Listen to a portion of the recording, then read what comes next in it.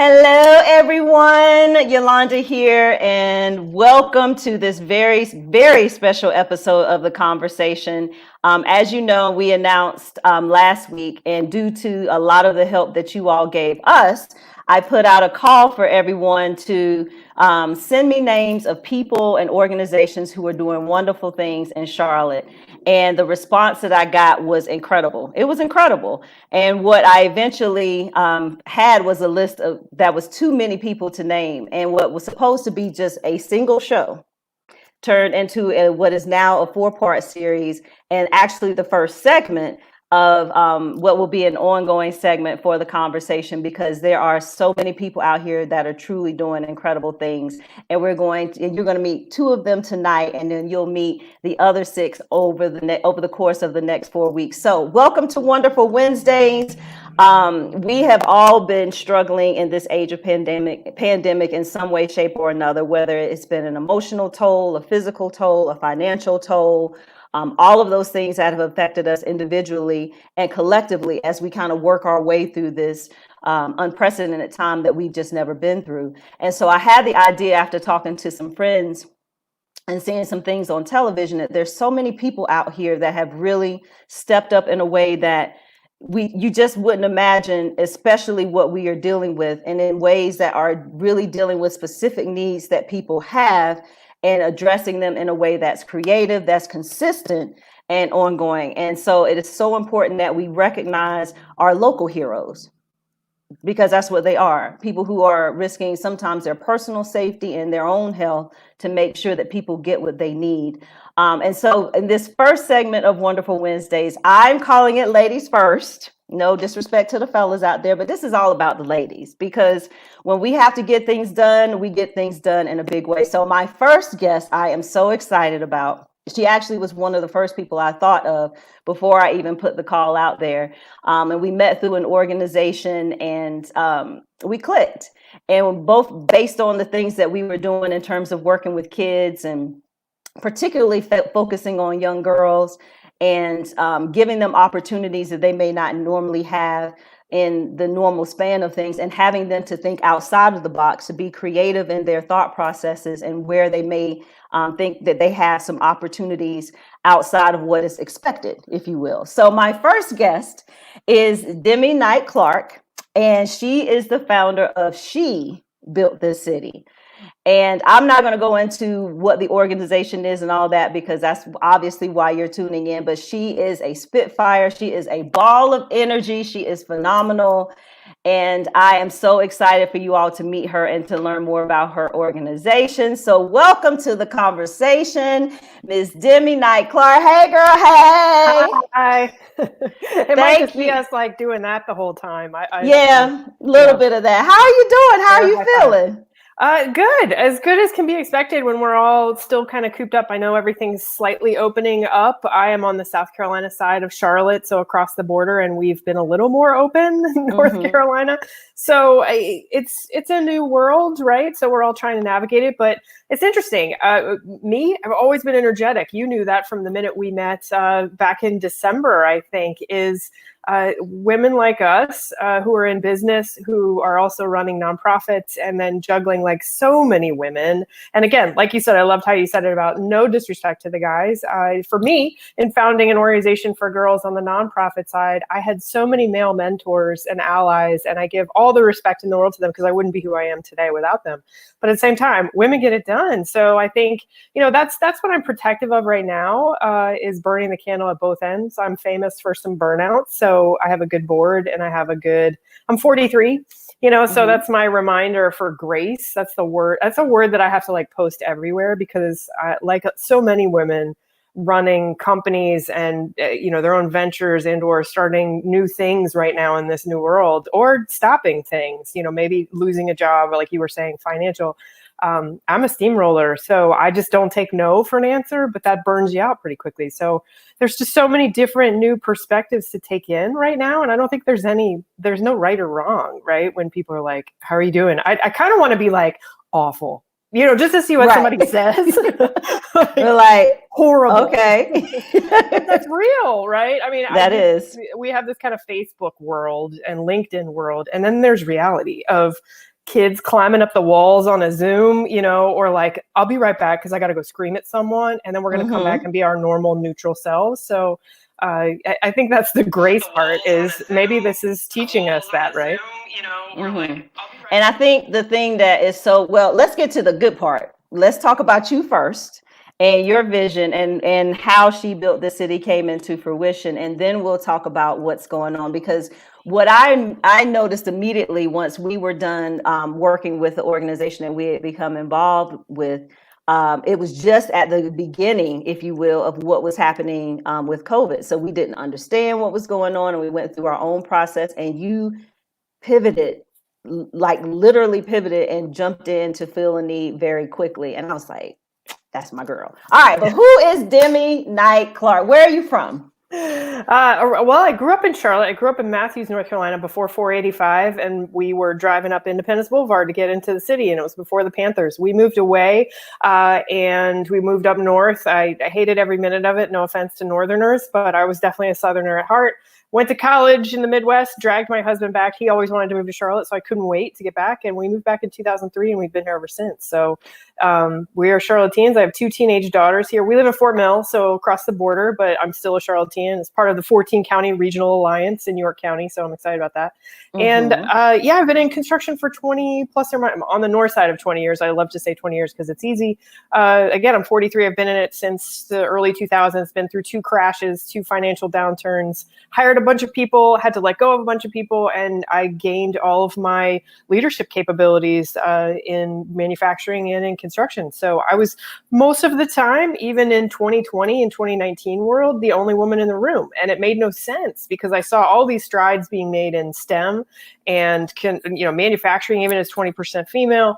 Construction is still 9%, and we're barely there. In the traditional trades like plumbing, welding, electrical, it's 3%.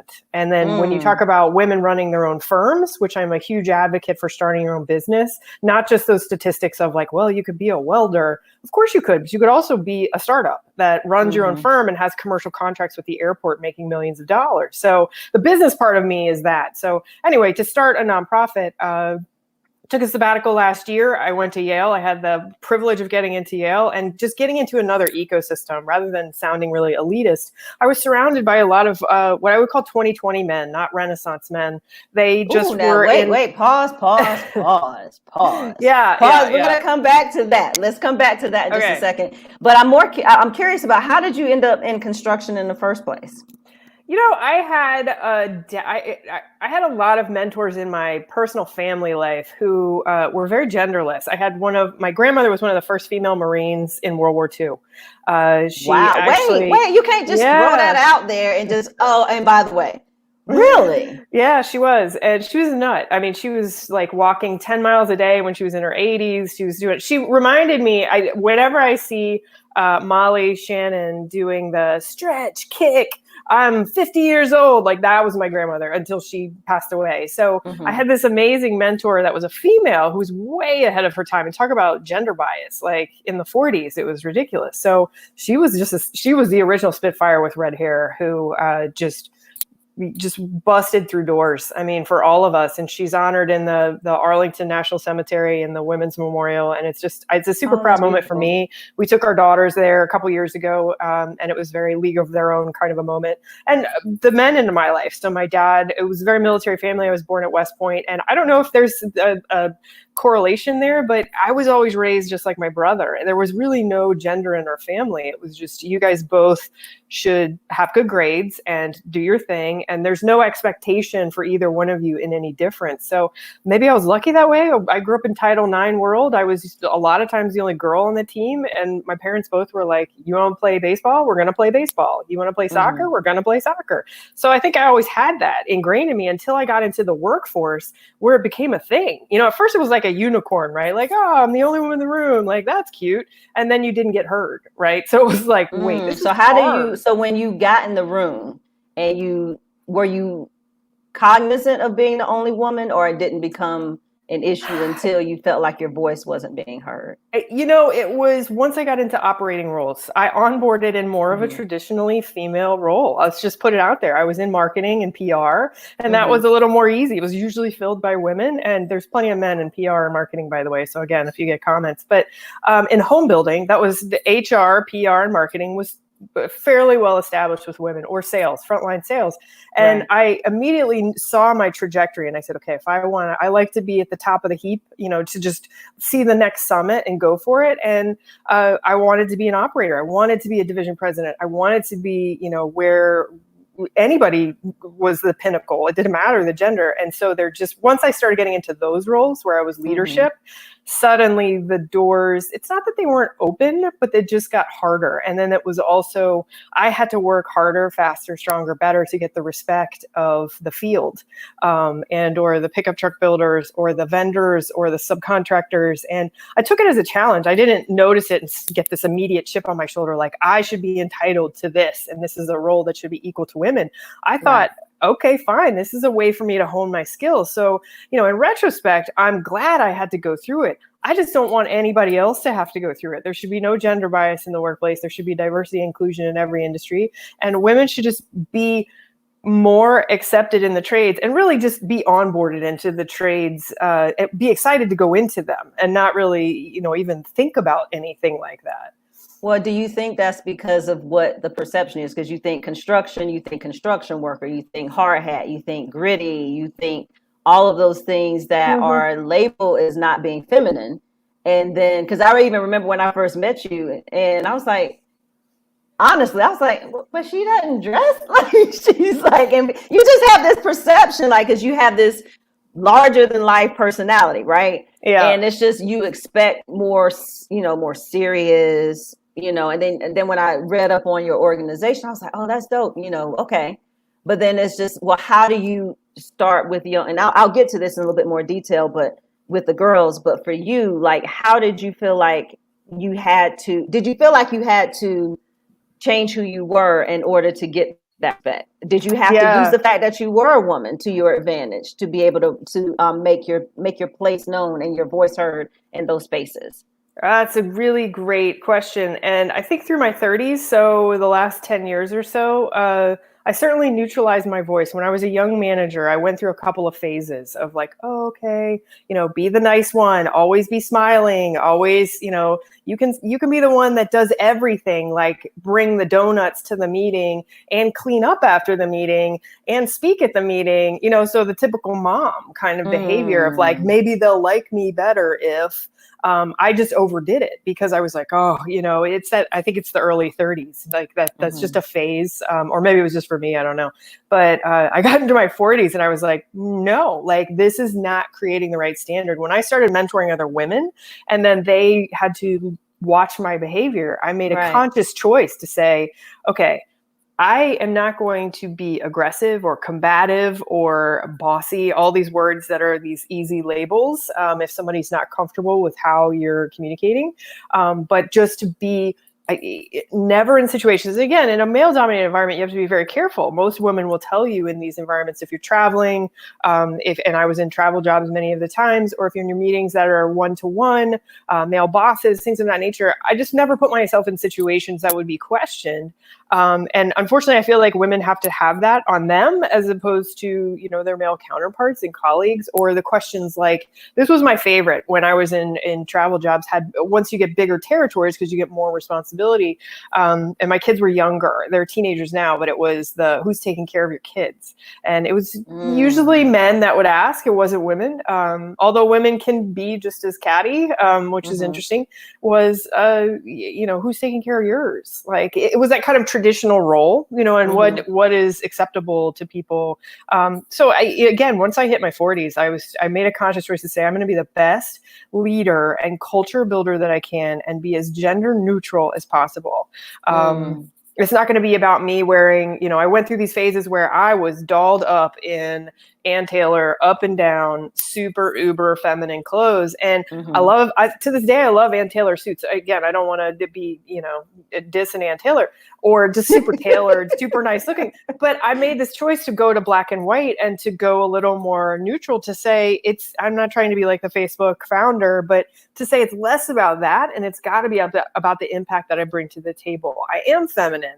I have masculine qualities too. And I think, as we get into more of a gender fluid world, my kids teach me every day in terms of how they associate. It's just that important, that if I made it about my femininity, I'm not going to be the most successful boss I can be or impactful leader to any age that's following us in our footsteps. So that's some kind of legacy, I guess, there. And so let's talk about She Built This City. What sparked, and of course we love the word spark. What sparked the idea? Yeah. Yes. What sparked the idea? I had batted around for a while. It went through my career where I was like, man, I know, there's something on my heart. That's kind of a church term, right? It's like, if it's on your heart, you're gonna go and do it at some point in your life. And I knew there was something in there that my legacy was bigger, that I loved home building, no matter how much it frustrated me. I was going to do something in it, and I could just never put the pieces together. I tried in a bunch of different ways. I was a coach to my girls, for a couple different organizations, onboarded girls all the time, onboarded women into roles in the organizations. And it was like, okay, that was good, but that wasn't it. And then I took a sabbatical a year ago, went to Yale and started kicking it around and talking about it. I had the extra time. I was consulting part-time and doing the Yale thing. And people just held my feet to the fire and said, would you stop? Like, we're tired of hearing you talk about it at dinner, or, say like, oh, well, it'd be nice to start this, but I don't really know what the mission truly is, or I don't know curriculum, or where do you get a grant? How do you even file for, an EIN number? And all of that stuff just kind of went away because people said, here you are, this, Spitfire, again, like you said, energy ball, just do it, just jump off the cliff and do it. And so that's how it started last year. It was October. And then we met each other in December, and I still was an emerging idea at that point. I didn't even have a website. So it went really, really fast. So the name is She Built This City. She Built This City. So did you come up with the name, or was it a collaborative effort?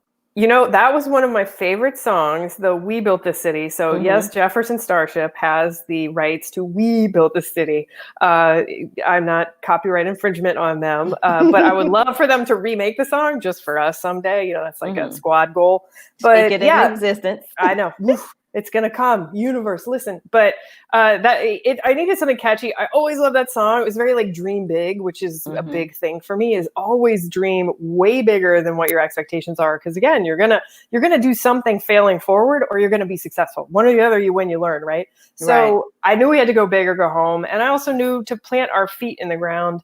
There's some other kind of obvious names. And I didn't want to be like Girls in the Workplace, or I just wanted to be different, because I know that we're going to morph over time. So that's where it came from, was the song lyrics for one. And then just my daughter was like, oh, you got to, because I always, again, have teenage daughters. If you ever want to be humbled, I always run stuff by them. Like, what do you think of these colors? Or what do you think about this tagline? Is it too cheesy? And right now, the only thing they've said no to is a TikTok account for She Built the City. They were like, that's no dice, like no mas. So that's where it came from. I'm with them on that. And so tell us about the mission. Our mission is 3 pillars. So over time, in the 10-year, whatever, somebody looks back at it and says, what did She Built the City do? We want to help close and solve the labor shortage by closing the gender equity gap. So there's 4 million trade jobs that we need by 2028. That's a statistic from Generation T, one of our partners. And even with furloughs, even with unemployment rates, unfortunately, what they are right now spiking, not going to solve that with a one-to-one relationship. So we've got to do a much better job of getting both genders into the trades, and then getting that gender gap closed, because there's such family wages to be had and opportunities for women. So how do I do that? Right now, we have 3 pillar programs. So Explorer Girls, which is 9 to 12-year-olds, foundational hammer and drill skills, alongside future-proof skills, we call them, which is 3D printing. Future-proof? Oh, I call okay, them future-proof, like 2028 skills, which by the time they're in the workforce, we will hopefully be 3D printing homes, and we will have drone inspectors inspecting high-rise buildings. Wait a minute. We're not ready. Yeah, we're going to get into 3D printing. Have a seat. Have a seat. Right. Go ahead. But no, I mean, really, in the next 10 years, it's already happening in Utah. There's a couple different companies doing it. It's very expensive. There's these $4 million plus 3D printers that are huge and take teams of 10. So just a real quick and dirty on that, it takes on an average house that's a stick-built house rather than like a high-rise or an apartment building, is around 612 workers in a 12 stages of construction. You do that with 3D printing, it's a team of 10 engineers and 1 3D printer. And you don't have the supply chain that you would need, which adds cost to a house. So my, ultimate mission, if you take the women piece out of it in the future, and I feel like a legacy piece that I can contribute my home building knowledge to, is to bring affordable homes to Charlotte in a 3D printed way. So there's a couple of people that are working on that in town, a couple organizations. So I hope to be a big part of that and put girls at the front seat of that. Again, that starts with the 9 to 12-year-olds, because that really is more than 9 to 17-year-olds. There will be adults in the middle of that, but that's going to be a 5-year plan to really get the cost down. You're starting to see, I'm so glad if there's a real positive to come out of this pandemic, like our PPE 3D printing, you're seeing so many more home 3D printers. So families are curious, kids are curious. It's coming out of the schools as those little tiny mini cubes that print keychains. They're actually printing real world solutions. And so it's getting a better rap rather than like, oh, look at that little box at the school that my kid came home with a keychain. We're printing face shields, we're printing masks for healthcare. So the supply chain is going to get disrupted either way. It's just a matter of, like how fast can we bring 3D printing to the forefront? And kids are, as we know, kids in STEM, with your work, they pick it up fast. So it's like the equivalent of us, I said this the other day, of me fixing the VCR timer for my parents in the 90s. Like they sit there and teach us more about 3D printing than I teach them half the time. They're like, oh, wow. You're printing this piece of jewelry. Like I already downloaded a bike basket and I'm already going to like set it up in G-code for my printer. It's like, oh, okay. And you're like, okay. So Sally. that we can like conceptualize it. So a 3D printer is printing out whatever the object is that you have to assemble. Well, some things require assembly. For us, if I put it in construction terms, you could print, for now, like a doorknob or a hose bracket. The ones who are actually 3D printing homes, it's about a 1,500 square foot home and it looks like an Adobe because it's out of PLA. So they've made concrete PLA, which is too much info, but polylactic acid. It's a polymer. It's basically plastic. It's better than plastic because it's more rigid and it lasts longer. The sustainability is still questionable, but that's the other thing they've got to work on is like, how can this be up to code? How can it last for years like the average single family home? So not like what we conceptualize is just spitting out a piece of paper as your product. The product is actually based on whatever it is, polymer, whatever, to create that object. And why it's a box is there's a Z axis. So X and Y is what we think of. That's what prints out of, I have a printer next to me, what prints normally. And then you add a Z axis to make it 3D. So that's all that 3D printing does when you're designing something. It saves basically the equivalent of a PDF and then prints it. Wow. And so you can print anything. That's incredible. So your girls are from 9 to what age? 9 to 12 at Explorer Girls. And then, sorry, we did a tangent on the 3D printing because it's exciting and I could talk about it for hours. The Builder Girls Club is the next feeder. So really it's to get hammers and drills in girls' hands. The 3D printing is cool, but really 2 out of every 1,000 girls has picked up a power drill by the age of 16 in America. So if we can't do that with a 9-year-old, then how on earth are we expecting to change a 3% statistic? It's a domino effect, right? They're not going to go into middle school and be curious. They're certainly not going to go into a careers and technical education program, and they absolutely aren't going to go into the trades. So, we've got to widen that scope of possibility for these girls. So the 9 to 12-year-olds, we do exploration projects.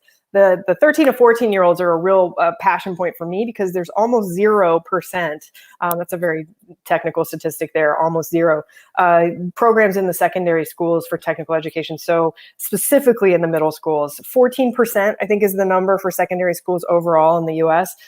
Again, almost zero in middle schools. They really focus on the high schools. So again, if you don't focus on the middle schools, how are they going to choose in 8th grade to go into that CTE program in high school? So we've had a lot of traction there. COVID hit, so we're not in the schools right now. We have pivoted that to online, but our girls were having a blast, and we were getting a lot of traction with some employee engagement from sponsors and a lot of eyeballs from the school districts that we were in. So our plan is we have the funding there. We're looking for match funding, but to go back into the school system. So we're making those partnerships now for 20 schools in 6 counties in the fall. And it's just of need.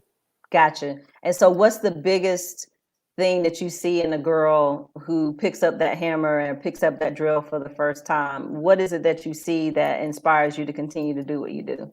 Oh, wow. I think if you asked even yourself, most people who have started nonprofits and have a heart to make a difference, what's the light bulb moment? And that's the light bulb moment for me is every time it's a couple sessions in, we kind of stagger step them to it in confidence to get to the power drill. But again, 99% of them have not picked one up in the classes that we run or workshops. When they pick it up, it's like the cape grows out their back. They're terrified at first on the whole, and then they do it. They look to me to get it done. It's like, nope, no parent is going to do this or no teacher is going to do this. You've got to do this yourself. They do it, and it's like, give me another one, right? I want another one. These little pipsqueak girls who are teeny tiny, the 9-year-olds, but then also the middle school girls, especially because they're going through so much in their life. I mean, middle school is a hard age. They're misunderstood regularly. They're very digitally focused. And so it's hard to get them using their hands off of their computer. So I think it's the combination of that and then the empowerment they get when they're like, holy cow, like I just built that. And I also use this tool that was terrifying. And now I want to use it again. And I want to just build stuff. Like the world is open to them. And they also don't have any drama. It's a no drama. And we make sure that's a no drama setting. If girls have any kind of like little things where one's a little less engaged because they're with their friend, we'll split them up and we'll put them in a different group and everything is equal in that room. And so I think that just takes the pressure off them. So the light bulb moment is getting the power drill is when they're like, okay, what can we build next? Like that was fun with a peg lamp, but I want to build like a deck. And it really is 0 to 90 miles an hour. I'll get texts from parents who are like, what have you done? Look at my daughter. I got one over Christmas that was, look at my daughter hanging a pegboard, and she was a 10-year-old and with parents' help. She wanted a pegboard for her desk and they had the drills out and he was like, what you've replaced her with this just super confident 10-year-old who can't wait to build stuff. So that's like life affirming right there. Absolutely. So now what is interesting in the age of what we're dealing with locally, you, an organization have decided to build shields. And what I saw shields specifically, and I don't want to make sure I'm not missing anything, specifically for healthcare workers. What gave you the idea to start to do that, and how long does it take to make your average face shield that is created? It was definitely a pivot. The word that's overused in a million different places right now. It's just an adaptation, right? And I think that's the other thing that's part of my message. I'm a for-profit girl by trade. I'm a nonprofit founder. So, I stumble like the rest of us who have been in the for-profit world, moving and transitioning over into that world. But I always think like results. You can't tell your boss in a publicly traded company, like, I'm not going to make my results this month. We'll figure it out. Like, I can't give a weather report. And I've always been that way. So that's kind of how we were going into COVID. It hit, we had a lot of things we had juggling. We were in, like so many other companies or nonprofits, really in that fundraising timeframe. And I just said, okay, just after a bottle of wine, and the woe is me for about 10 minutes. Now the world needs helpers, right? It's that right. Famous quote. And I knew we had 3D printers. We had just gotten ours to go into our first school to teach the girls on like hose brackets and small little things, doorknobs, to get used to the technology. And I saw this just drastic shortage, and even in Charlotte. And so I said, let's find a file. And I found the file, we downloaded it, and then we started talking to hospitals and we tweaked the files and we found others, and Lowe's jumped on board and said, hey, our tech center employees are working from home. Can we get printers in their hands from Dremel, who was a partner? And then we got Dremel printers from them. They got a laser cutter. We got connected up with a production facility that does huge sheets of PVC in Piedmont Plastics in Huntersville. They gave us sheets of plastic for the actual shield component. And so all these partners came out. Urban League came out and said, hey, we'll socially distance at our uptown location. We have volunteers who have big hearts, and as long as we can keep it a safe environment, we can assemble these things. And so within the matter of like 2 weeks, we mobilized, and we have been producing the last month since April. It's been about 400 shields a day. With Avid Exchange also jumped on board. It's a technology company. They have 25 shields or 25 printers out in the field, and we're doing ear savers. So the little things, and I'm sorry I don't have my samples, that help take the pressure off your ears in mass. So especially how much the medical providers are wearing them. It's just unprecedented. It's like 24 hours a day. And then also the face shields, which are kind of the primary barrier you'll see in the pictures. The N95 masks are very important, but they have really, really critically needed those face shields because they can reuse them, they can sanitize them. And those were the things that were really on the water. They were overseas for so long. They're starting to get small pockets. And it's a bit controversial right now because some places are stockpiling a bit, and we're not necessarily seeing it on the front lines. We get a lot of healthcare providers that are local rather than the bigger hospitals. We give to both, but dentists and eye care facilities, these companies that are starting to, and they're nervous, right? I think like the rest of the world, we don't know where this is going this summer. We really don't know where it's going in the fall. So we have a 1,000 face shield delivery tomorrow to Atrium with our partners. So how long does it take? I didn't mean to cut you off, but I want to make sure. Yeah, how long does it take to make the average face shield? With the really whiz-bang Dremel Digilabs that we have, it takes around 2 hours to make the headgear components. That's it. That's it. Wow. Yeah. And all 3D printing. That's all phenomenal. 3D printing. Now, a bike basket, I should have brought that in. That was a 16-hour build. So you kind of set it and forget it, walk away. It's kind of like the crock pot. But things like this, or like the ear savers, we gang run them. So we put 4 on a plate. It's a plate bed that you put it on and program it to. And we can do those in 30 minutes. So we've been just spitting out. And it's become the joke because Avid Exchange they have like drop points. So it's like this transportation system. And tomorrow morning, I will be getting the box off of somebody's front porch that's on Remount Road on the way into Urban League. So it's been this kind of fun community of companies that's gotten together of, again, all of us are adapting. We're working from home. And the cool thing is now we've been doing 3D printing classes with the Lowe's kids who have these printers at home alongside Alyssa Sharp with DigiBridge. And it's just a blast because, again, it's getting them to think about, hey, I've been watching these like mass production of face shields, like this manufacturing plant out of my house. Now let's make some really cool stuff and see what these things can do. Well, for those of you who are just tuning in, we are embarking on our first segment of Wonderful Wednesdays. This is Demi Clark of She Built This City. Demi, can you stick around for a little bit? Because I want to bring in my next guest because I'm going to have a couple more questions. And I want to make sure that people know how to reach you.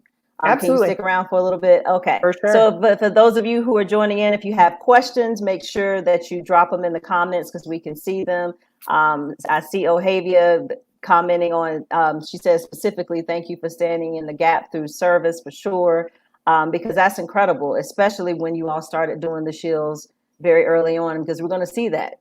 I mean, I happened to see it in the airport today, like just people walking around with face shields. So, I mean, because there is so much uncertainty. So being able to address that need in this pandemic has been phenomenal. So I thank you, but definitely stick around because I definitely know that people are going to want some more information and they definitely need to support She Built This City. And I know there's a bunch of girls that we can reach in terms of getting those hammers and drills and getting that spark going for them as well. So, all right. So our next guest is one, she actually showed up when I put out the ask for who's doing wonderful things. Her name came up repeatedly for the work that she's been doing. And when I looked into the type of work that Deborah has been doing over time, it really is, it doesn't get any more hands-on than this. It does not it does not address a need that is any greater than what we have in the Charlotte metro region, as people are struggling from top to bottom. But she has a passion for helping our neighbors in a way that is phenomenal. It's just phenomenal. So our next guest is Deborah Woolard. Hey, girl. Hey. Hi, how are you doing? I'm good. Thank you for joining us on the conversation. So when I looked up Bloc Love Charlotte, and I was seeing some video, and I saw where there was some media that's been done on the organization. I want to talk about that in a bit, but we want to learn more about you. Who is Deborah Woolard? Are you a Charlotte native? Where are you from originally? I'm originally from Raleigh, North Carolina, so I am a Carolinian. Okay. And so what brought you to Charlotte? What brought me to Charlotte is my brother convinced me to move here after my divorce. He was like, hey, come to Charlotte. What you do in technology, you will excel here. You make a little bit more money here. And he promised me he would help me take care of my kids, which he didn't like babysitting. So that part was a lie, but I came anyway. Okay. And so you've been here how many years? I've been here since 2005. Okay. Oh, so you've been able to see the evolution of Charlotte in a major way over the last 15 years, for sure. And so when you came to Charlotte, was your background in the nonprofit world, or was it something else? No, I am an IT tech. I've been in IT for over 23 years. Get out of here. Yeah, no. So trust me, this was not my background. I was a history major in school. I attended Winston-Salem State Girl, University. you better give me some. You better give me some history major. Hey, girl, hey. Yeah. Oh, did you teach? No, I've been doing IT like this entire time. I do IT. I love history because I'm just a history buff. But yeah, this is definitely a new world for me. But I absolutely love what I do. Oh wow. Okay. So wait. So how do we transition from IT to the type of work that you're doing now? So because I'm in IT, I've done a lot of work uptown. I used to contract uptown, worked for another company that took me away from uptown. Then I ended up back in uptown. And it's just like homelessness surrounds uptown. That's actually where I serve the majority of those in the community and what I call my neighbors or my Bloc family.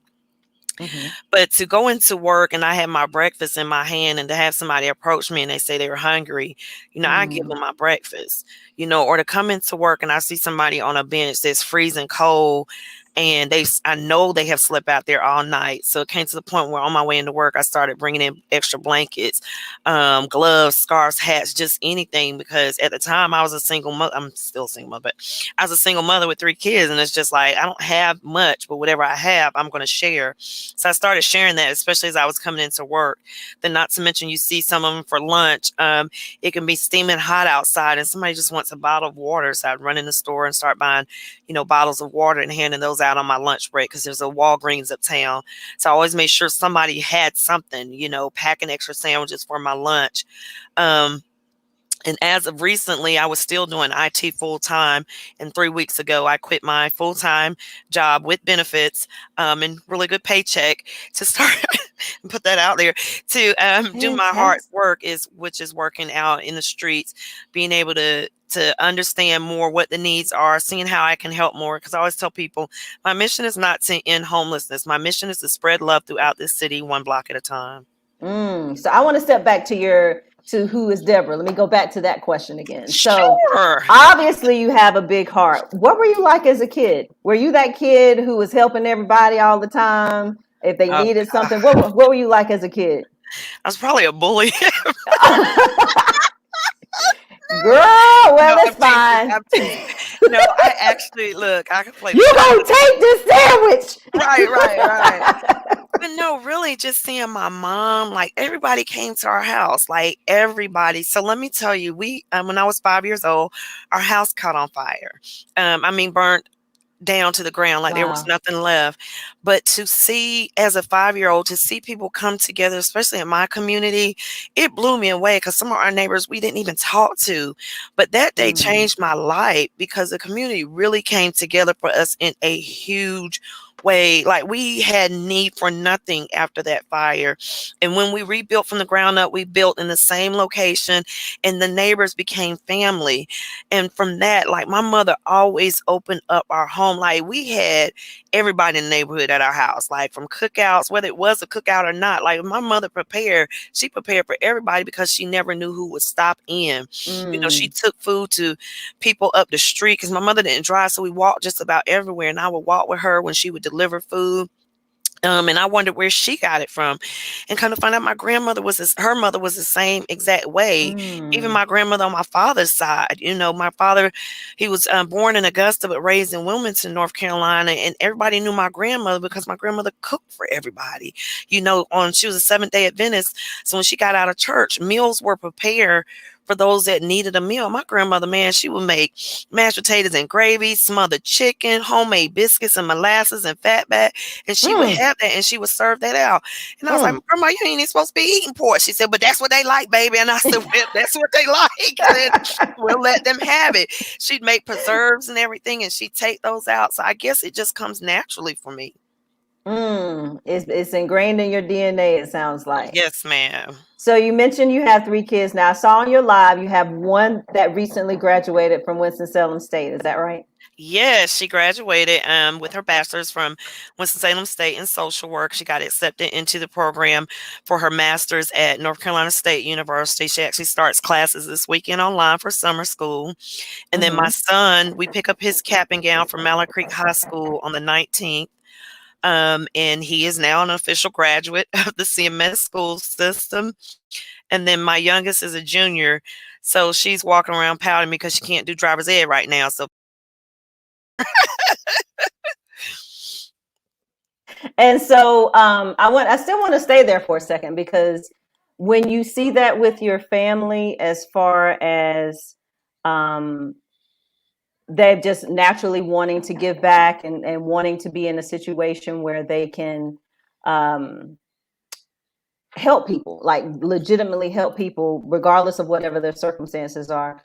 Do you think that impression made you feel like a spirit of generosity, or if it was something else? I think the biggest thing for me, and having my kids watch me through all of this, things took off for us. I'm going to back up just a little bit. Things took off for me and my kids really about 6 years ago. I was in a domestic abusive marriage. And whenever we got out of the house, the kids and I were given. We were somewhere doing something for somebody else, and it kind of took our mind away from what we had to deal with in the home. And then once we were no longer in that situation, freedom to give feels amazing. We didn't have much. We were on our way to actually being homeless ourselves. Someone stepped in. So that was in 2016. That was the same year my daughter went off her freshman year to college. And literally we had nothing. We were about to be homeless. Wow. We were on the doorstep of eviction. And I didn't know where my next meal was coming from, but somebody stepped up in a big way so that we didn't lose where we were living at. And we were surviving off of eating food out of the Dollar Tree. I mean, I don't know if you've ever bought groceries out of the Dollar Tree, but yeah, that Dollar Tree bacon hit a little different.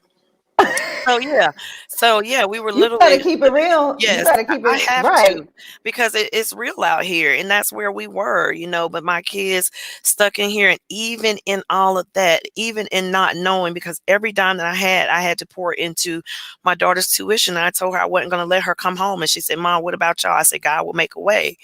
But in that, we still made room to provide for my Bloc family. Literally, I would add extra pop top food cans to my grocery budget. Instead of buying 1 loaf of bread, we would buy 3, and we would make peanut butter and jelly sandwiches to take out. You know, my kids love fresh fruit, and I say, you know what, grab an extra bunch of bananas or 2, and we would take that out. And it just turned into something that I saw my kids not only enjoy, but they realize it doesn't take much to give. It literally does not. You know, we would pop our trunk, which is what I tell people. It's so easy to pop your trunk and open your heart up to give to somebody else. And we would give shoes we no longer wore, clothes. Oh gosh, I gave away coats like crazy. Like I am a pocketbook fanatic, but I'm like, what in the world do I have all these pocketbooks for? There's only one me. So all them coaches and doonies y'all see walking around uptown, those are probably mine because I gave them away. Literally, it's like y'all can have these Uggs. I was like, I don't need this stuff. This doesn't make Debbie who she is. What makes me who I am is the heart that God's put inside of me. So anything else doesn't even matter to me. And my kids, man, my son gave away a pair of his first Jordans I had ever gotten, because I didn't spend all that money when he was younger. When he got in high school, I got him his first pair of Jordans. He couldn't wear them anymore. He is 6'5" with a size 14, 15 foot. But he gave those shoes away, and when he saw when the brother shining them up, it touched his heart. And he was like, "Ma, I love doing this." In fact, today, my kids could have been anywhere else they wanted to be today, because there's absolutely nothing else for them to do. But they said, "Ma, we're going to join you on the block." And that means the world to me. I don't make my kids go. They just show up because it's in them.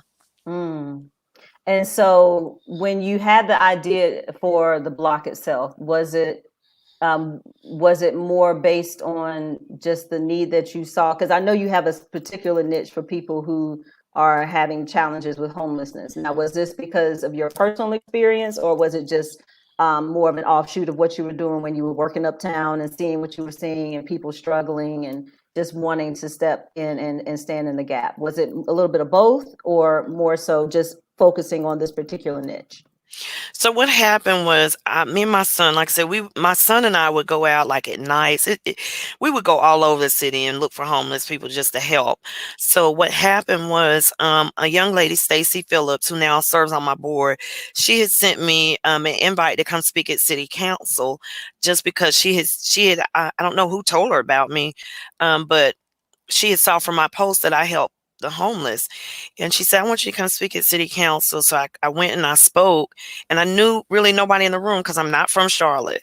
The entire time that I was here prior to 2016, I was isolated because, like I said, I was in a domestic abusive relationship. So I didn't really know people. I didn't get a chance to really get out and venture out. I was completely isolated from people other than work and church.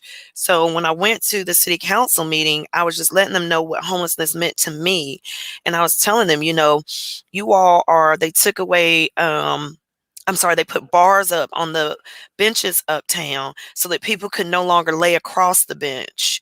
And I was like, God, how horrible is that? People sleep out here, and now you're forcing them to either sleep sitting up, or you don't even want them on the bench. Then I saw them one day unscrewing the benches, and I couldn't believe it. Then I saw a security officer putting one of the homeless ladies that I would help get a meal at Show Mars. They were putting her out of the building, and she was crying, and she was like, "No, somebody always pays for my meal." So I was seeing different things, and that's what I spoke about. And then I spoke to city council about, because something else me and my kids always did is we helped the kids in the motels.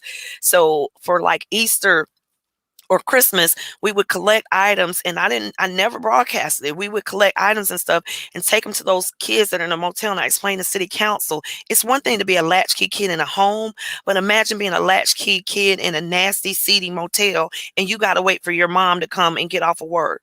And you're in there surrounded by strangers in a motel that will have a family of 5 or 6, and they are only allowed 2 rolls of toilet paper for the week. Wow. Nobody comes in and cleans your room. You don't know if you got bed bugs or not.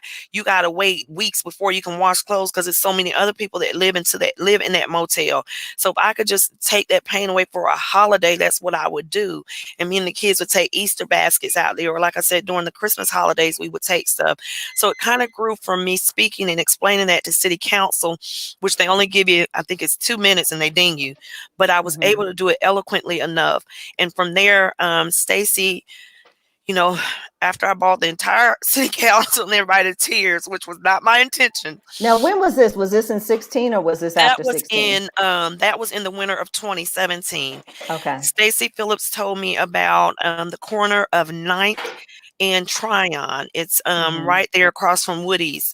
And she said, me and a few ladies, we come out every Sunday morning at 8:30, and we literally pop our trunks and we just give out things that have been donated to us.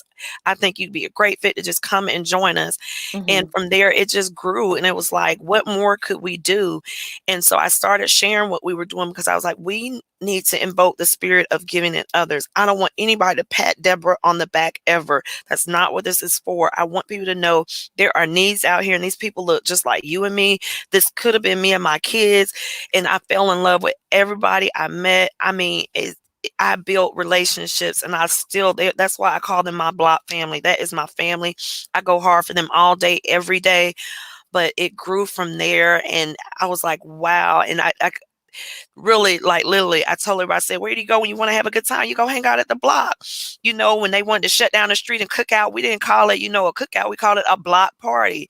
So I started dubbing it the Bloc, and we would laugh about it and have a good time, because I wanted to change the narrative of what homelessness looks like. Because honestly, so many out there look like you and me, sis. I'm going to be honest. That's people of color out there. Those are my brothers, my sisters, my aunts, my uncles. I don't care how high they get or how low they might feel. I'm going to love them anyway, regardless, because guess what? God loves me in spite of what I look like. Amen So to at the that. end of the day, it's all about the love. Well, listen, quite a few people have chimed in and talk about how your work is so inspiring. We see your comments, continue to drop them. And I think the thing that really struck me about the work that you do, and this is one of the biggest frustrations I had when I was on the bench, was that, seeing colleagues who didn't understand some of the things that you were seeing was a direct result of homelessness and the challenges that come with it. And I started off at the public defender's office, so I understood that at that level. But you would be surprised. I think the thing that would be so infuriating when I would sit in courtroom 1150, first appearance court, and I would see people who were being charged on bonds for sleeping in public.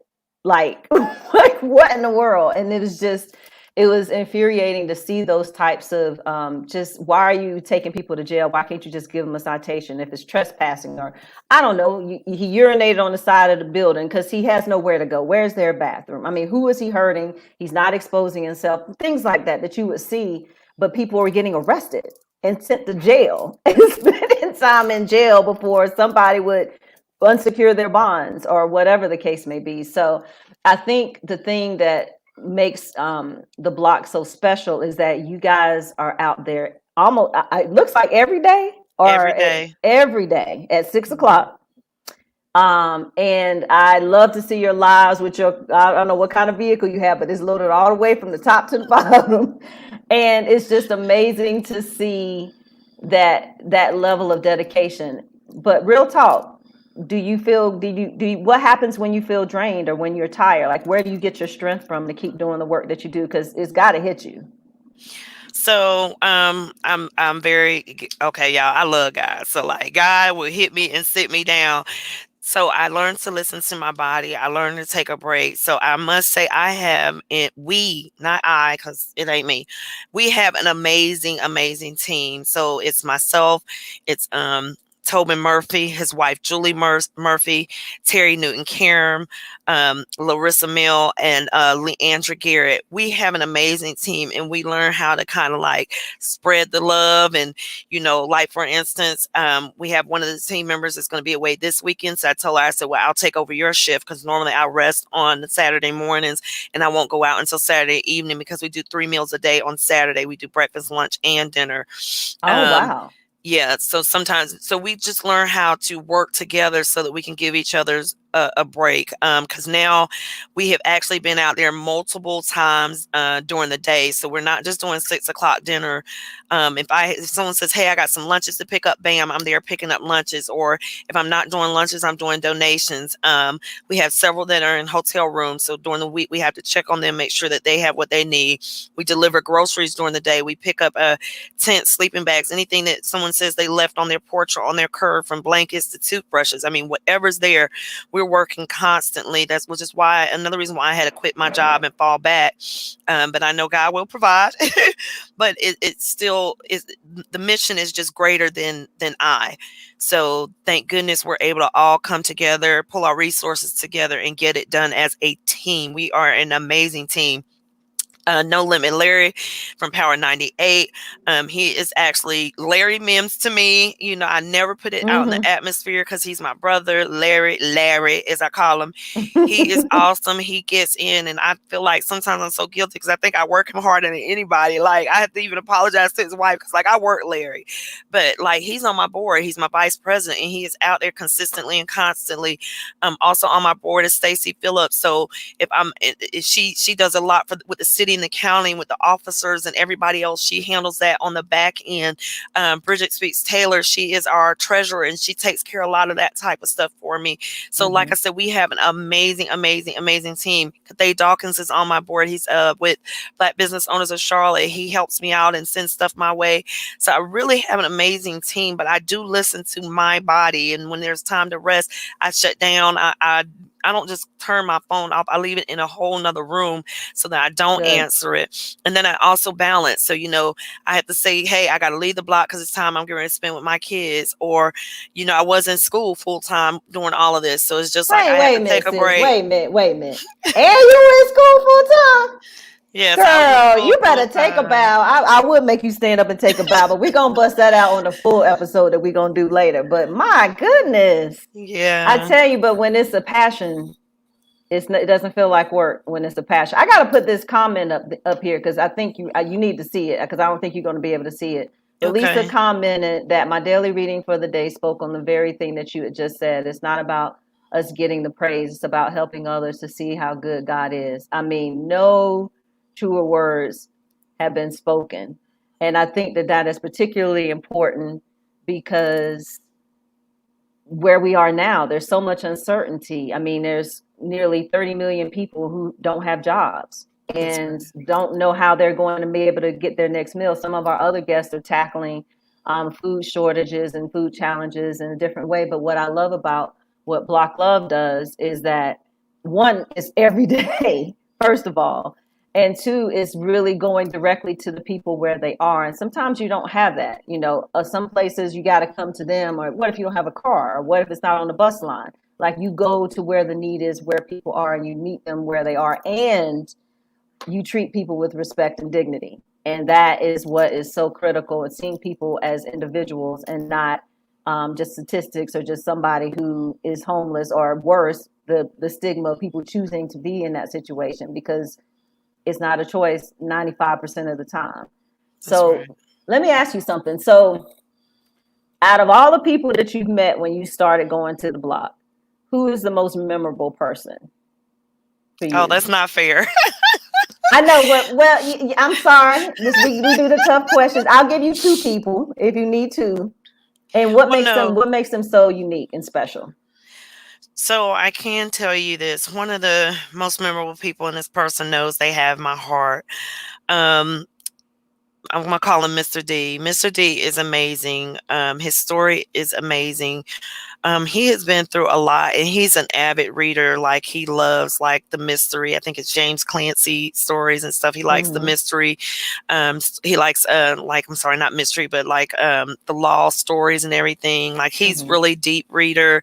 He's very intelligent, and just sitting down talking to him, he's very honest about his struggles. He's very honest about the fact he served time, and it's just his honesty. And to this day, like I love on him. People talk about how do you end up being chronic homeless? How does someone end up being a chronic homeless person? Unfortunately, he fits that category because you get housing, and then let's say you're in, I'm sorry, I'm outside. Let's say you're in housing, and then they say, hey, after a year, no one has to renew your lease.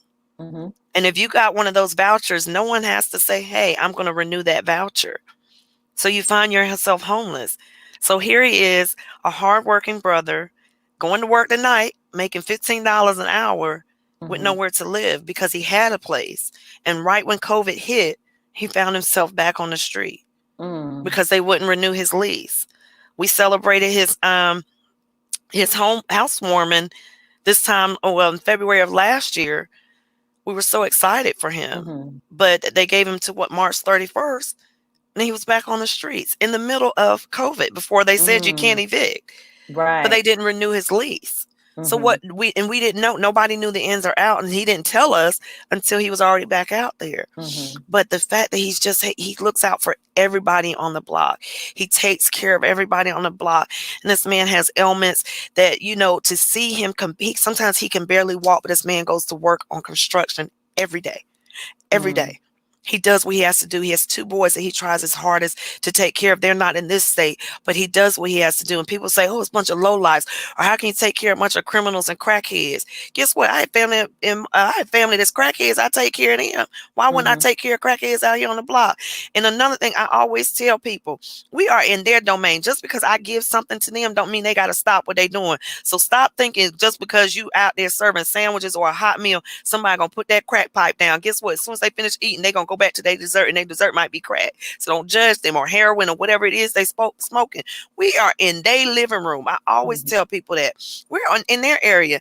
I had to ask my Bloc family, do I have permission to come and serve you? Because sometimes folks will show up, any of us, we show up on the block and we don't even ask, are we allowed to even be there? And I had to apologize to them.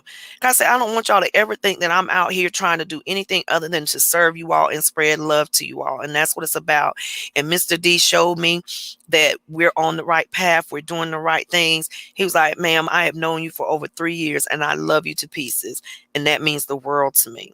And so are you okay with Mr. D? I'll give you one more, but is there another favorite? I'm going to be honest. There is another favorite. Okay. She is near dear to my heart, and I had an honest conversation with her prior to Mother's Day. She's telling me, I'm ready to stop what I'm doing. And I told her, I said, "Sis, when you're ready, you'll know you're ready. Nobody's pushing you to be ready."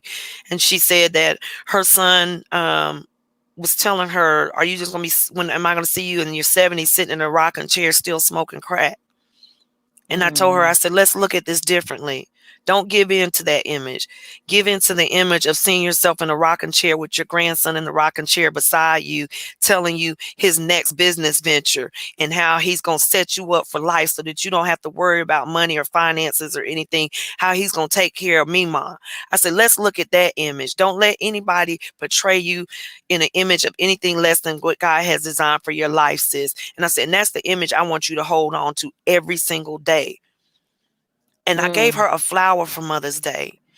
And she carried that flower. That she's still carrying that flower. It's dead, but she's still carrying it around. And she said, I carry it because you love me enough to see the mother in me, not the crackhead. And I said, beautiful. God sees beyond my faults and flaws. Why shouldn't I see beyond yours? See, you didn't ask to live like this, and God knows and understands when we fall. But it's important that we don't stay there. And I'm going to help lift you up off the ground. I always tell people Bloc love is about being that hand that we once needed in life, because I've been there.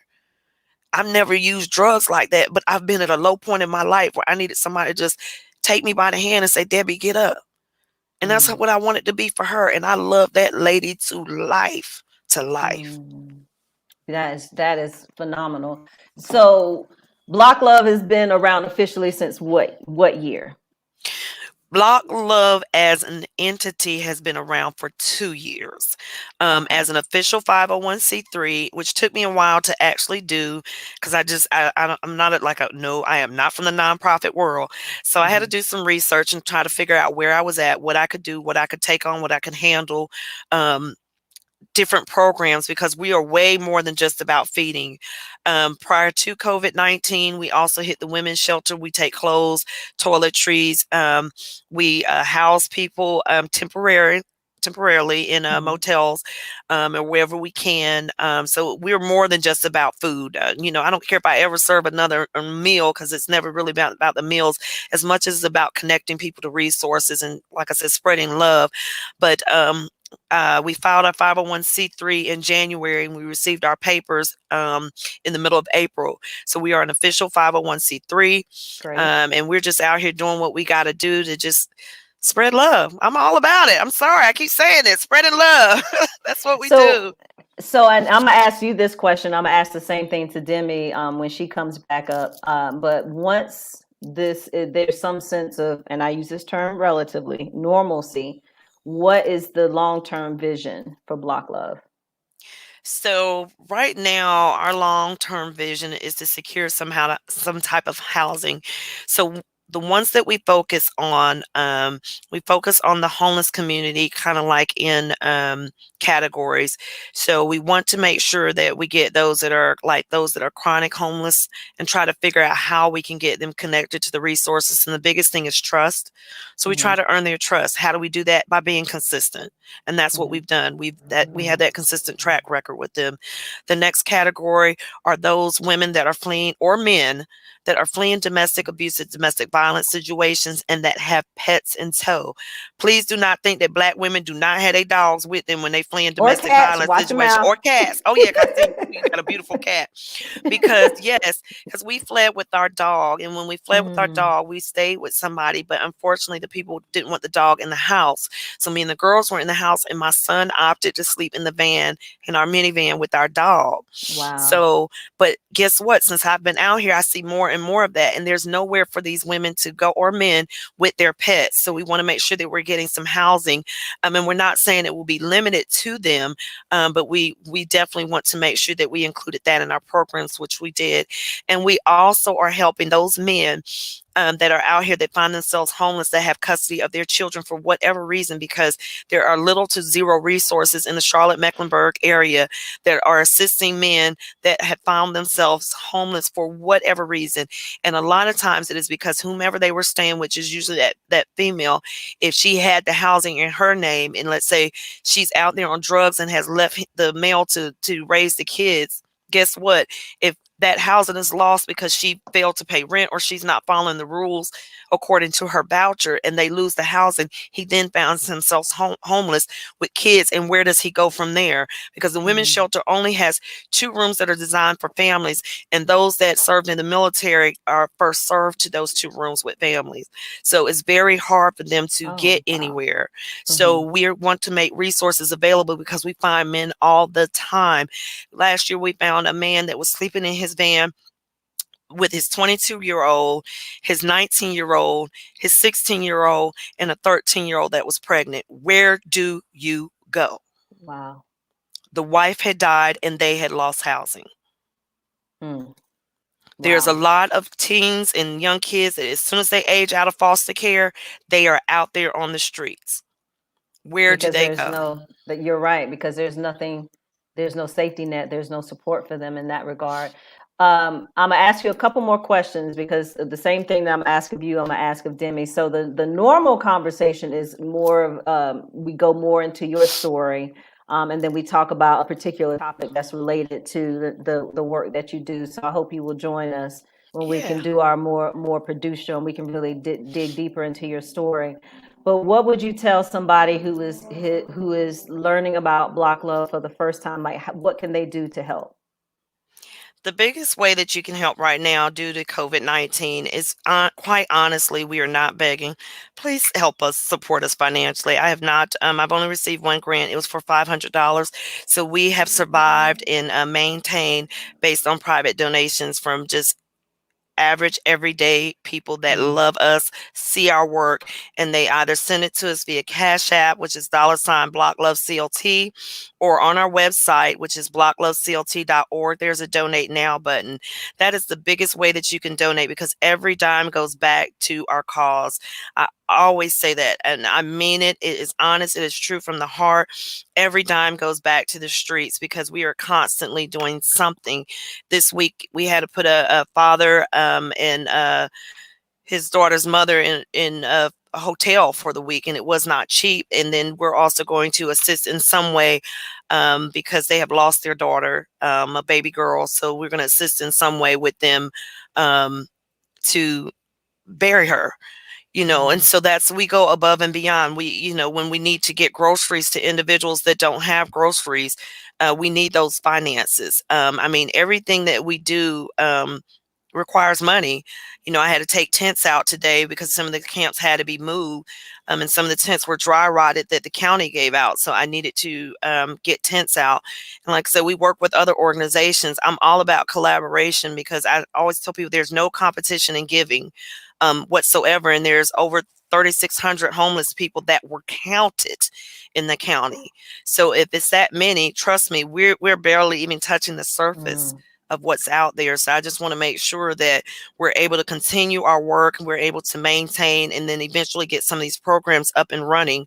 So it does require finances. Another way that you can help also is to reach out to me if you're able to get your hands on some Pop Top canned food items such as sardines, Vienna sausages, anything that someone could pop the top to and does not require a can opener. Mm-hmm. And then we always do toiletries. So we need razors, lotions, soap. We give out toiletry bags out every week, or they're able to shop for toiletries. We set it up where they're able to shop every Sunday for toiletries. And we let them pick them out, or someone will donate them already pre-bagged for us. So we need to, same thing that you all need to smell clean and fresh every day. Yeah. They need. So we need washcloths, we need towels, and we need pillows. I will buy the pillows. You can send me the money. $2.97 at Walmart until I can get a good shipment in. We need pillows. I take pillows to the street every day. I know people in Walmart are tired of looking at me. Walmart and Academy Sports is tired of my face. Well, I posted it up here, and I'm going to put it in the recap. So it's Bloc. It's the $ Bloc Love CLT and blocloveclt.org. That's it. Is Thank that right? you. I'm gonna put that back up in a second. So hang tight with me 1 second. Sure. And then I'm gonna bring Demi back up, and then I have 2 more questions for you. And I cannot wait to do the full show because I think the studio is like opening next week. Yay! So awesome. We definitely. And what I love to do with that, and it's clear from other episodes, like you will be sending me a whole bunch of pictures. You have to follow instructions, and I tell your story through pictures, and then we talk about whatever the topic is based on the work that you do. And I think our conversation surrounding what our county is dealing with quietly, because if you don't see it, you don't know. And we have to shine a light on what's happening in this Charlotte, and happening in the city of Charlotte beyond the big buildings and the vestiges of wealth, but that's not the reality of what people are really dealing with. Exactly. But I'm going to go on a rant. Okay. All right. So hang tight with me for 1 second. I will be right back. All right. So Miss Demi. All right. So how do we get in touch with you? Well, first off, I'm still recovering from Deborah. My gosh, talk about it. Spitfire. Wow, I could listen to her just preach. I mean, just have your own show, do something, because I'm just soothed by her words and her story. And I'm writing Vienna sausages and pillows. So my Walmart is going to look at me like I'm crazy too. Which, by the way, we need to work with Walmart for you, that they need to just be giving you this stuff in Academy Sports. So I'm going to be going on LinkedIn and trying to find some friends for you. And my other piece too is, if you need anything built or people getting connected to jobs, we will be talking. So I want to help you anyway, just regardless. So, but I could sit here and listen to you for 5 hours. So let's just say that. That's just what she does. Oh, it's amazing. This is what she does. Oh, but okay, Demi, now how do we find, is it shebuiltthiscity.org? It is www.shebuiltthiscity.org. We are, to your question on the mission for us in 2020, we are destined and due, and I will not deviate. My board keeps trying to get me to deviate in terms of impact numbers, but we want to impact 9,000 women and girls to be inspired to get into the trades or trade jobs with family wages, to what Deborah's talking about, so that we have families being fed and clothed and under roofs. And we also want to do emergency repairs on houses. So that was a big pivot for us, which I think is your second question of what are you focused on right now? 2 things. We have pivoted to the virtual shop classes for kids. You can go to the Generation T, facebook.com/Generation T. Every Tuesday, there is a class at noon for all families. Kids is what we're trying to get inspired, but also women trying to fix things in the house to save money. Plumbing, we've got drywall. So again, Deborah, if you've got people who are like, hey, I cannot make ends meet, or anyone who just wants to be empowered to say, I don't have $200 to pay someone to do this. Can I fix this in my house? I'm staring at a water leak. Yeah, exactly. I'll show you my drywall leak that we're going to fix on camera. And then the other pivot for us is we have an Airstream. We bought a 1975 Airstream Argosy. I know nothing about renovating RVs and campers, but it was the best way for us once we could get back into areas. We can't hold camps. We can't hold trainings for women right now at Goodwill. So what do we do instead? We bought an Airstream and we have a mobile tool lab. So we're already partnering up with Workforce Development at Urban League to take it into at-risk neighborhoods, Title I areas for schools, training these girls that I was talking about in foundational hammer and drill skills that they could help their parents with things around the house, or we could be doing emergency repairs, as well as having an online learning station inside where we have seats that companies like United Rentals have given to us, $400 trainings for free, like forklift, which is paying $30 an hour, full benefits, and can be seasonal. Lowe's as well, just throwing bonuses at people to sign. So we need to get them trained up in OSHA 10, et cetera. And I don't want them to make any investments. So that's the next, is for us to upfit this Airstream. And we take, just like Deborah said, it takes money to do that. It takes trade partners and Amazon Smile List, which we have our Amazon Smile link for supplies if people feel better about knowing exactly what they purchased to go to the organization. So Deborah, we got to get you an Amazon Smile List too. Now that you're 501c3, you can get one, and just connecting there. So our biggest projects are the Airstream and getting it out into the communities around Charlotte. So I'm doing my best to get that upfitted at Charlotte Community Tool Bank by the end of June so that we can get out to these places and empowering these women to really, again, take over the family in terms of being a breadwinner, and then these girls being empowered with the future of trades. Now, Demi, if young girls or parents watching this and they want to get their kids involved, is there a sign-up process? Like, what's the process in terms of selecting kids? Or do you go out to the schools or, figure out which schools that you want to target? Yeah, right now we're in the midst of hiring an executive director and have our finalists in. I'm very excited. If it's one or two of the people are just phenomenal people that you will be excited to hear too. And those are people that have better connections than me. We have 3 or 4 different connections right now within CMS. So we've got the plans for the CMS schools that we're going in. Again, we look towards Title I schools first, because not just because, they should go into the trades. There's absolutely nothing with that. I want them to have every single opportunity possible to them. The disparity is real. Like, we could go into any school and girls just don't know about power drills, but it really is, I want to give them as much economic mobility and possibility possible. So we're looking at 6 different counties, from Gaston to CMS, having 4 in CMS. 20 is really all we can do come fall, just because it's me, myself, and I, plus an executive director, and we've got to figure out some program components to that. But to directly answer your question, anyone can email me. I'm always responding to emails and texts. I never turn off. You need to take Deborah's advice and go put the phone in another room and leave it alone for an hour. Just start there, Demi. Just put the phone in another room, close the door, and don't touch it for an hour. Can you do that? Yes, I can. But not while you're sleeping. That doesn't count. It doesn't count when you're sleeping. It has to be from 1:30 to 2:30. You can do it. I'm going to be your accountability buddy, because I need to do the same thing, Yeah. But if people want to email me, I love it when they're inspired and have questions. I get the biggest question I get after virtual shop class is, this is so intimidating. Do I have to redo my garage, or do I have to have a separate space if I live in an apartment? No, you need probably $150 in tools, and that might be price prohibitive to a lot of people, and we figure it out for them. I'll go find tools at Charlotte Community Tool Bank for people. So where there's a will, there's a way, like Deborah's saying. I'm going to that's a broken record, like Deborah's saying, but we'll figure it out. God will provide, or the universe will provide, whatever you want to look up to. If you put it out there, then we're certainly here to help.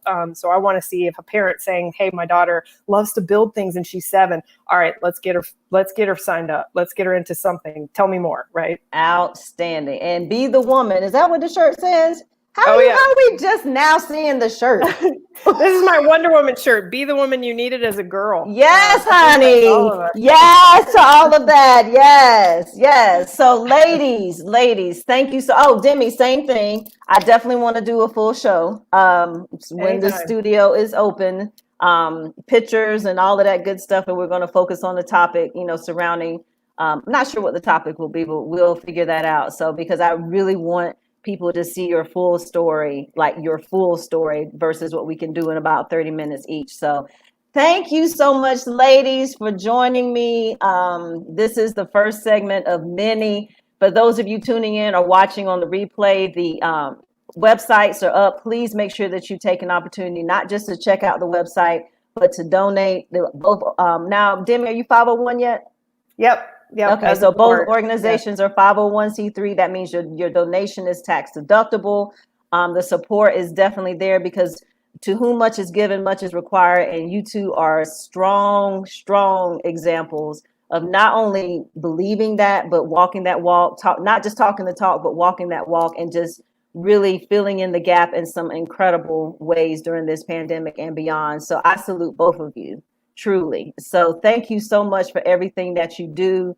Now next week's show will be our second segment, and it will be featuring, and I'll be putting the announcement out there, but we're going to be featuring an educator, I'll say that, and a assistant district attorney.